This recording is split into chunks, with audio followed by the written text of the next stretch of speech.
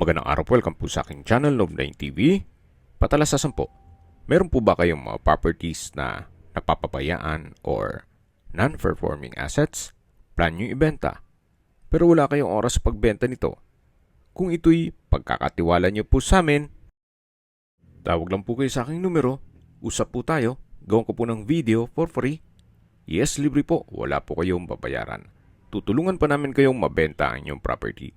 Kami na po bala sa marketing, sa boosting or paid ads. Even sa tripping, hindi na po kayo mapapagod sa pag-entertain ng mga buyers. Kami na po bala sa lahat. Tawag lang po kayo. Nandito po tayo ngayon sa isang exclusive subdivision dito sa Silang, Cavite. Meron po tayong bagong video presentation.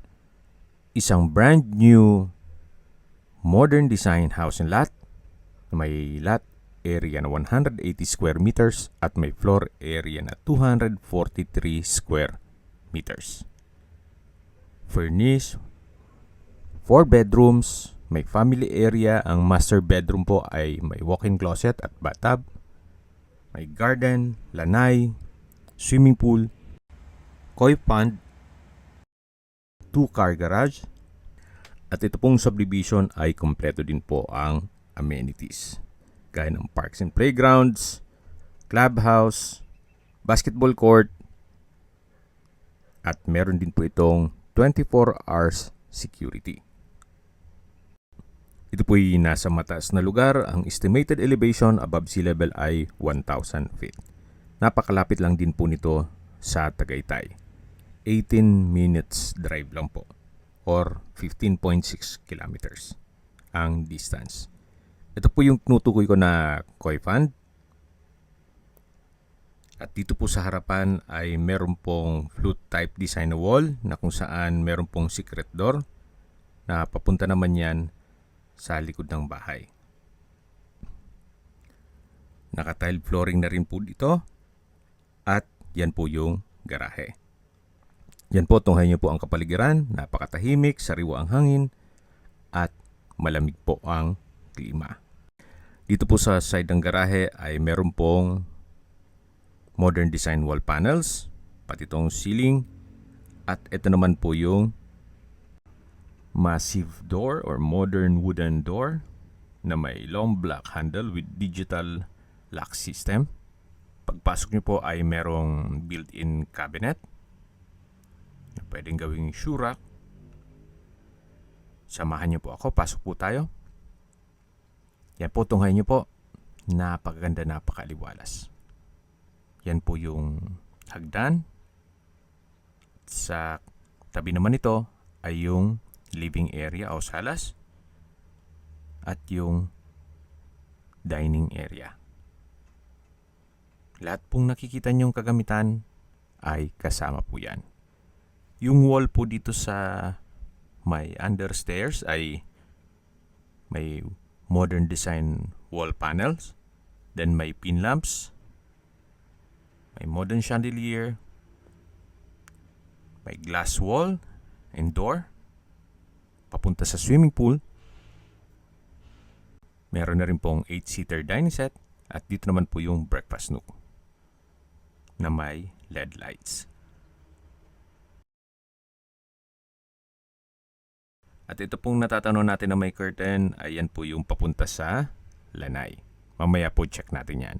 Check po natin itong formal kitchen. May brand new refrigerator, inverter type. Then dito po sa may breakfast nook ay meron pong built-in cabinet. May wall-mounted modular kitchen cabinets. Ito pong refrigerator, brand new po yan. Hindi pa nagagamit. Sa dulo naman po ay may kitchen countertop at may range hood at gas range. Ito naman po yung tinutukoy ko na may glass wall and door na papunta naman sa lanay. Check po natin. Covered na rin po yan ng polycarbonate roofing. Meron po itong coffee table. At sa dulo po, yan yung way naman papunta dun sa tinutukoy ko na flute type wall panel na may secret door. At yung katabing pintuan naman po, yan po yung first bedroom na malapit sa main door. Kung meron man po kayong PWD or senior citizen sa pamilya, itong kwarto na to ang para sa kanila. May split type aircon, may bed frame and mattress, customized glass window, may wardrobe, naka-tile flooring, may pin lamps, center lamps, pulido din po ang pagkapintura ng ceiling at wall. Meron din po itong sariling toilet and bath. May hand wash basin, water closet with bidet, tile bathroom wall, shower enclosure, overhead shower, at meron din pong bathroom window na may screen na rin po siya. Lalabas na po tayo dito sa toilet and bath ng first bedroom. Yan po, tunghayan niyo po ulit. High ceiling, may glass wall and window, nag-serve sa natural sunlight, at may wardrobe. Labas na po tayo. Yan po ulit yung living area, yung dining area, at yung kitchen sa dulo. Bago po tayo umakyat, pakita ko lang po sa inyo yung powder room. Check natin. Kumpleto din po ang bathroom fixtures. May hand wash basin, stainless faucet, at dito naman po yung water closet with bidet. Naka-tile bathroom wall na rin po yan. At paglabas po, yan, makikita nyo naman yung living area at dining area. Sa dulo yung glass wall and door na papunta sa swimming pool. Dun po sa formal kitchen ay meron din pong access door. Yan po ulit yung sala set. Ito yung dining set. At lalabas na po tayo dito. Meron po itong swing chair made of rattan, naka-tile flooring, at dito naman po yung swimming pool o dipping pool. May waterfalls din po yan. Sa dulo naman po yung pump and filtration. At meron din pong water tank in case ng water shortage. Although okay naman po ang tubig dito o water supply. Just in case ng water shortage lang naman. Balik po ulit tayo dito sa loob. Yan po yung dining area na may dining set. Then yung salas o living area. At yung bukas na pinto, yan po yung powder room. At meron na rin pong split type aircon dito sa living area. Dito po sa under stairs ay meron pong indoor plant na may natural stone. At ito pong hagdan ay kada staircase ay meron pong ilaw. Ito po yung naka-tiled staircase. Then glass railing at tubular handrail. Meron din pong chandelier at skylight na nag-serve as natural sunlight. Akyat po tayo, samahan niyo po ako. At nandito na po tayo sa second floor. Ito po yung hallway papunta sa mga kwarto. At yan naman po yung family area. Napaganda po ng disenyo. Meron po itong natural sunlight dito sa may staircase. Nandito na po tayo sa family area. Malaki din po ang spasyo. May pin lamps ang ceiling. At sa dulo po ay mayroon pong customized glass windows na nakapaaliwalas din po. At sa dulo po ay yung isang kwarto. Mapapansin nyo po, pulidong-pulido po ang pagka-finish ng pintura ng ceiling at wall. Quality po ang pagkagawa. Sa likod po nitong customized glass window ay yung covered lanai dun sa ground floor. Ito naman po yung hallway papunta dito sa mga kwarto. Check po natin. Ito na po yung pangalawang kwarto sa buong bahay.